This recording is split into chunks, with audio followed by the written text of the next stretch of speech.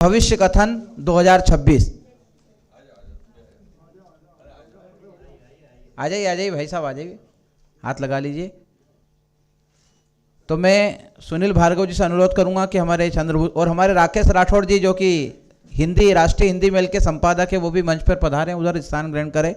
राष्ट्रीय हिंदी मेल के प्रधान संपादक है इंदौर के, उनका भी हम स्वागत करें, सुनील भार्गव जी। और मैं परम आदरणीय रामचंद्र शर्मा वैदिक जी को आमंत्रित कर रहा हूँ। तिथि की मत भिन्नता एवं भविष्य कथन 2026। सादर वैदिक जी यहीं पे।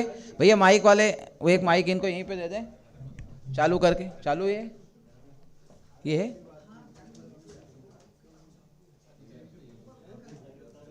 हेलो हेलो, वैदिक जी यहीं से बोलेंगे। चालू हेलो हेलो, चालू है गुरु जी, चालू कर दिए। ये चलता अच्छा चलता। हाँ चल रहा है, हाँ चल रहा है पास में। अविरल मदधारा धौत कुंभ शरण्यः फणिवर वृत गात्र सिद्ध साध्यादिवन्द्यः त्रिभुवन जन विघ्न ध्वांत विध्वंस दक्षो वितरतु गजवक्त्रः संततं मंगलं वः निहारहार घनसा रसुधाकराभां कल्याणदां कनकचम्पकदामभूषाम् उत्तुङ्गपीनकुचकुम्भ मनोहराङ्गीं वाणीं नमामि मनसा वचसा विभूत्यै श्रुतिस्मृतिपुराणानामालयं करुणालयं नमामि भगवत्पाद शङ्करं लोकशङ्करं शङ्करं शङ्कराचार्यं केशवं बादरायणम् अस्मदाचार्यपर्यन्तां वन्दे गुरुपरम्परां वन्दे गुरुपरम्परां। बहुत सारी चर्चाएं हो चुकी है। बहुत लोग ज्योतिष, वेद, वेदांग, वेदांत इन विषयों पर बोल चुके हैं। बड़े हर्ष का विषय है कि आज हमारे बीच देश के मूर्धन्य विद्वान, व्याकरणविद, आचार्य पूज्य मिथिला प्रसाद जी त्रिपाठी हमारे बीच यहाँ उपस्थित हैं। यही सबसे महत्वपूर्ण प्रसंग जो है हमारे लिए है। तमाम ज्योतिष सम्मेलन इंदौर में हुए, आसपास के क्षेत्रों में हुए, मुझे कहीं त्रिपाठी जी दिखाई नहीं दिए, किंतु आज जो है त्रिपाठी जी हमारे बीच उपस्थित हैं। ये सबसे महत्वपूर्ण विषय है। साथ ही हमारे छोटे भाई डॉक्टर विनायक पांडे जी, जिन्होंने वेद वेदांग का इतना अच्छा विश्लेषण किया, जिसको सुनने से हमें आनंद की अनुभूति हुई। वेद वेदांग का विश्लेषण कोई सामान्य बात नहीं है। वेद मानव मात्र के लिए प्रकाश स्तंभ हैं, ये नोट कर लेना आप। खाली ब्राह्मणों के लिए नहीं है वेद वेदांग, मानव मात्र के लिए प्रकाश स्तंभ हैं। वहीं ज्योतिष के बारे में, ज्योतिष जो है वो प्रत्यक्षम ज्योतिषम शास्त्रम चंद्रार्कौ यत्र साक्षिणौ। जन्म से पर्यंत इस शास्त्र की उपयोगिता मार्गदर्शक के रूप में है। ध्यान से सुन लेना, ज्योतिषी कोई भगवान नहीं होता है, कोई देवता नहीं होता है। एक मार्गदर्शक गाइड के रूप में इसकी जो है प्रशंसा होना चाहिए, स्तुति होना चाहिए। तो ज्योतिष का जो महत्वपूर्ण आज विषय है, सामयिक विषय है कि देश भर में ये जो 2 प्रकार के पंचांग प्रकाशित हो रहे हैं, इससे हमारा सनातन धर्मावलंबी जो है भ्रमित हो रहा है। देखिए बहुत मोटी बात है, ये बड़ा सामयिक विषय है, बहुत ध्यान से सुनिए आप। अभी नवग्रहों की चर्चा सुन ली, 27 नक्षत्रों की चर्चा सुन ली, 12 राशियों की चर्चा सुन ली। इसका मूल आधार क्या है? पंचांग। तो देश भर में ये जो 2 तरह के पंचांग प्रकाशित हो रहे हैं, ये हमें भी भ्रमित कर रहे हैं और धर्मावलंबियों को भी भ्रमित कर रहे हैं। अब देश में 2 प्रकार के पंचांग कैसे प्रकाशित हो रहे हैं, कितनी संख्या में प्रकाशित, कौन सा पंचांग हो रहा है? एक चित्रा पक्षी अयनांश पर आधारित पंचांग देश भर में, जिनकी संख्या लगभग 150 है। कितनी संख्या है? 150 है। वहीं दूसरा जो है रेवत पक्षी पंचांग, अर्थात सूर्य आधारित पंचांग जो है, जिसकी संख्या मात्र 3 या 4 है। तो चित्रा पक्षी अयनांश और रेवत पक्षी अयनांश की जो गणना है, दोनों में बड़ा अंतर है। इसमें अंतर किसका है? सायन और निर्यन गणना। जब कोई भी ग्रह राशि परिवर्तित करता है, देखिए आप, राहु और केतु ने राशि परिवर्तन किया, तो चित्रा और रेवत पक्षी अयनांश में 15, 16, 20 दिनों का, महीनों तक का अंतर आपको दिखाई देगा। वहीं जो गुरु यदि राशि परिवर्तन करेगा तो भी आपको अंतर दिखाई देगा। शनिदेव यदि राशि परिवर्तन करेंगे तो भी आपको अंतर दिखाई देगा। सामान्यतः दोनों पंचांगों में 2 घंटे का अंतर तो मिलता ही है। उसका मूल कारण जो है, इसका मूल कारण है पंचांगी गणितों में मतभेद।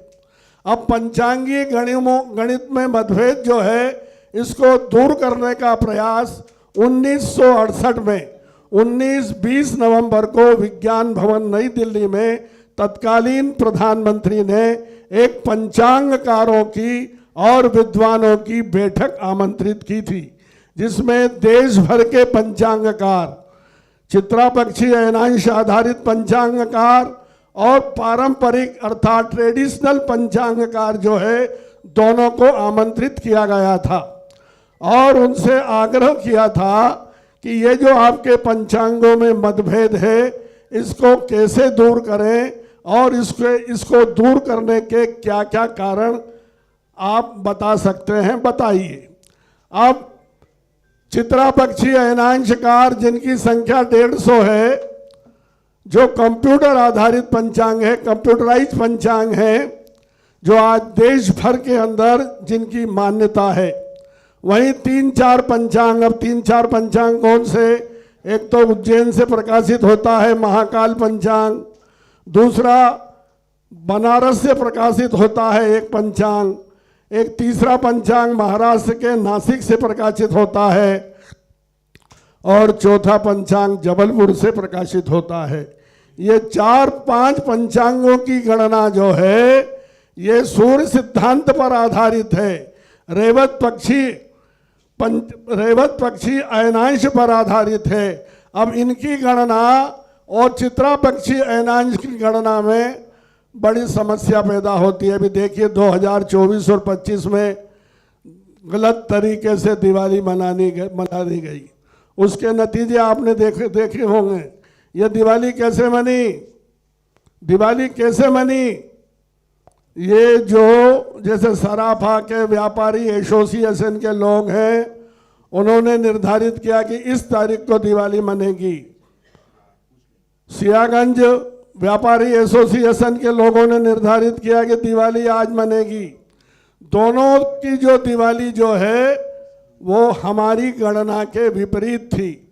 और तीसरा, हमारे ऊपर बनारस वाले हावी हो गए। अब बनारस वाले कोई भगवान होते हैं क्या? एक पंचांग तुम निकालते हो और पूरी दुनिया के अंदर ढिंढोरा पीटते हो तुम्हारा रेवत पक्षी का। तो ये 150 पंचांग गलत है कि वो एक पंचांग गलत है? बताइए आप, किसकी गणना सही है और किसकी गणना गलत है? ये जो चित्रा पक्षी अयनांश की जो है पंचांग, ये भारत सरकार ने इसको स्वीकृत किया है। कैलेंडर रिफॉर्मिंग कमेटी जो बनाई है, पंचांग सुधार समिति जो बनी है उसके अंदर यह निर्णय लिया गया कि चित्रा पक्षी अयनांश पर जितने भी पंचांग जो है चल रहे हैं देश के अंदर, उनकी मान्यता को उन्होंने जो है स्वीकार किया। और ये बात जो है आज की नहीं है, 1968 की बात है ये। उस समय तत्कालीन प्रधानमंत्री इंदिरा गांधी थी, संभवतः इंदिरा गांधी थी। 19 और 20 नवंबर को सम्मेलन दिल्ली के अंदर विज्ञान भवन में आयोजित हुआ था और उसमें निर्णय लिया गया कि भाई जो रेवत पक्षी पंचांगकार हैं उनसे हमारा विनम्र आग्रह है कि वे अपने पंचांगों को चित्रा पक्षी अयनांश में विलीन कर लें। उन्होंने वहाँ तो स्वीकृति दे दी थी कि ठीक है भाई, हम हमारे पंचांग जो है चित्रा पक्षी अयनांश पर आधारित जो है निर्माण करेंगे, किंतु आज तक जो है उन्होंने अपने पंचांगों में सुधार नहीं किया आज तक जो है। और तो और ये जो तीनों पंचांग जो मैं बता रहा हूँ, उज्जैन का पंचांग, पंडित आनंद शंकर जी व्यास सुबह क्या बोलते हैं, दोपहर में क्या बोलते हैं और शाम को क्या बोलते हैं, इनकी वाणी में भी जो एक रूपता नहीं है। वहीं जो है बनारस के जो है, अब देखिए बनारस के पंचांगकार कोई बहुत बड़े विद्वान होते हैं क्या, कोई है? अरे भारत सरकार से भी बढ़ के है क्या? भारत सरकार एक पंचांग निकालता है, 14 भाषाओं में प्रकाशित होता है वो पंचांग। कितनी भाषा में? 14 भाषाओं में प्रकाशित होता है। और वो पंचांग जो है कलकत्ता से प्रकाशित होते हैं, सभी भाषाओं में प्रकाशित होते हैं। उनको भी आप मानते नहीं हो। तो ये देश में जो पंचांगों की मतभिन्नता है, इसको दूर करने के लिए आप जैसे विद्वानों को आगे आना चाहिए। देश के सभी धर्माचार्यों से मेरा विनम्र आग्रह है कि वे इसके अंदर जो है अपनी आहुति प्रदान करें। यदि देश में ये पंचांगों की मतभिन्नता चलती रही तो हमारे सनातन धर्म का ह्रास होगा। सनातन धर्म कहाँ पहुँच जाए? लोग रोज बोलते हैं कि पंडित जी अमावस्या कब है, पूर्णिमा कब है, ये त्यौहार। हर त्यौहार के अंदर 2-2 त्यौहार पूरे देश में बन रहे हैं। हर त्यौहार, ऐसा कोई भी नहीं जाता है त्यौहार। अभी एकादशी को लेके जो है भ्रम पैदा हो गया था। और मैं आपको फिर बता रहा हूँ, जो नया वर्ष जो आ रहा है उसके अंदर प्रतिपदा तिथि का क्षय है, उसमें भी आपको जो है 2-4 होना पड़ेगा। द्वितीया से नया वर्ष प्रारंभ होगा। ये जो वर्ष हमारा जो है पाश्चात्य नववर्ष जो 2026 प्रारंभ हुआ है, ये गुरुवार को प्रारंभ हुआ है और गुरुवार को ही समाप्त होगा। पाश्चात्य नववर्ष जो है अर्धरात्रि में इसकी गणना होती है। अर्धरात्रि के अंदर जो लग्न होता है, उस लग्न से जो है पूरे वर्ष का भविष्य जाना जाता है। तो हमेशा जो है अर्धरात्रि में कन्या लग्न होता है। कन्या लग्न से ही देश के भविष्य को टटोला जाता है। आप हमारे इस पाश्चात्य नववर्ष को जो है इसकी अवहेलना नहीं कर सकते, क्योंकि राजकाज के अंदर, सरकारी कामकाज के अंदर नया वर्ष जो है 1 जनवरी से ही माना जाता है और उसी की ही मान्यता है। देखिए आज पूरे भारतवर्ष में मंदिरों में देख लिए स्थिति, आप 1 तारीख की स्थिति देखो। आप कोई भी मंदिर में पांव रखने की जगह नहीं थी। आप चलिए महाकाल मंदिर से लगा के तो साईं मंदिर तक जाइए, उधर एक भी मंदिर में पांव रखने की जगह नहीं थी। तो मान्यता किसकी मानी जाएगी? दोनों जो है भाई, भारतीय नववर्ष ठीक है, भारतीय नववर्ष गुड़ी पड़वा से प्रारंभ होता है, कोई दो मत नहीं, पर 1 जनवरी 2026 इसको भी आपको मान्यता देना पड़ेगी। इसकी अवहेलना आप जो है नहीं कर सकते। तो मेरा आपसे निवेदन है कि आपने जो है नवग्रहों पे खूब चर्चा कर ली, 27 नक्षत्रों पे खूब चर्चा कर ली, 12 राशियों पे खूब चर्चा कर ली, ये नगीन है इन पे आपने खूब चर्चा कर ली, पर मूल विषय जो अपना जो है व्रत पर्व की मत भिन्नता, आप इसको मूल में रखिए, इसको सामयिक विषय के रूप में मानिए। और देश भर में जहां भी ज्योतिष सम्मेलन होते हैं, व्रत पर्व की मत भिन्नता पर भी विद्वानों के विचार जो है आप आमंत्रित कीजिए। और मैं धर्माचार्यों से भी निवेदन करता हूं, देश के जो पूर्व, पश्चिम, उत्तर, दक्षिण में 4 शंकराचार्य जी हैं, उनसे भी विनम्र आग्रह करता हूं कि इस विषय पर जो है आप अपना मत जो है स्वतंत्रता पूर्वक जो है प्रकट कीजिए। आज ये स्थिति है देश के अंदर, हमारा सनातन धर्म जो है उसका ह्रास हो रहा है। नित्य प्रतिदिन एक ही बात चलती है कि पंडित जी ये क्या हो रहा है, ग्यारस कब है, अमावस्या कब है, पूर्णिमा कब है? नया वर्ष जो है हमारा गुड़ी पड़वा से आप मानते हैं तो गुड़ी पड़वा के दिन तो मंदिरों में 50 आदमी भी नहीं दिखते हैं। आपको दिखते हैं क्या? गुड़ी पड़वा को आप मानते हो तो मंदिरों में कितने लोग दिखते हैं आपको? आज आप देखिए हमारा रणजीत हनुमान मंदिर में लाखों लोग जो है, पांव रखने की जगह नहीं थी वहां पे। खजराना गणेश मंदिर में पांव रखने की जगह नहीं थी। इंदौर का एक भी मंदिर देख लो, बड़ा गणपति मंदिर देख लो, बिजासन का मंदिर देख लो, लाखों की संख्या में धर्मावलंबी वहां उपस्थित थे। और वो उपस्थिति इस बात का संकेत थी कि 1 जनवरी को भी आप जो है मानो। ये वर्ष ऐसा नहीं है, नया वर्ष जो है। अब आप लोग बोल रहे हैं, तमाम में बोलते हैं, कोई विश्व हिंदू परिषद है, कोई RSS के लोग बोलते हैं कि भैया ये जो 1 जनवरी का वर्ष अपना नहीं है, ये तो उनका वर्ष है। अरे 1 जनवरी पूरा देश मान रहा है? पूरा देश मान रहा है, उसको भी मान्यता दो। मैं ये नहीं कहता हूँ कि उसको मानो, उसको भी मान्यता दो। गुड़ी पड़वा से तो नया वर्ष प्रारंभ होता ही है, दुनिया जानती है, इसमें नई बात क्या है। परंतु सामयिक चीज़ों को महत्व दिया जाना चाहिए और पंचांगों की मत भिन्नता को दूर करने के लिए भी हमें जो है सम्मेलन आयोजित करना चाहिए।